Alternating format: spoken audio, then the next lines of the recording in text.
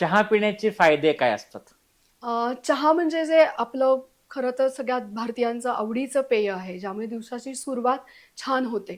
तर चहा हा कसा बनवला जातोय त्यावर त्याचे फायदे किंवा तोटे हे आढळून येतात.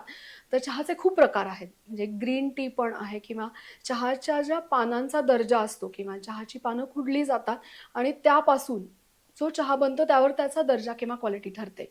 सो चहामध्ये काही अँटीऑक्सिडंट्स आहेत, पॉलिफेनॉल्स आहेत. ज्याचा शरीराला इम्युनिटी तयार करण्यासाठी उपयोग नक्कीच शरीर करतं. पण तो चहा कसा बनवला आहे, कुठल्या वेळेला घेतला आहे, हे महत्त्वाचं आहे. म्हणजे चहा बनवण्याची जी पद्धत आहे, तो थोडासा माईल्ड, कमी उकळलेला चहा, जो ॲसिडिटीही निर्माण करत नाही, पण शरीरामध्ये अँटीऑक्सिडंट्स दिली जातात. त्यामुळे चहा कसा बनतोय ह्यावर त्याची पोषण मूल्य ठरतात. तर मी नेहमी सांगते, की एम्प्टी स्टमक चहा जर आपण घेतो सकाळी उठल्या-उठल्या, तर तो ॲसिडिक ठरतो बऱ्याचदा. तर काहीतरी त्याच्याबरोबर ती ड्राय स्नॅक्स घेऊन तो चहा घ्यावा. त्यामुळे चहा हे पेय अँटीऑक्सिडंट रिच आहे. पण ते कसं बनवलं जातंय, कुठल्या वेळेला घेतलं जातंय आणि किती प्रमाणात घेतोय ह्याला महत्त्व द्या.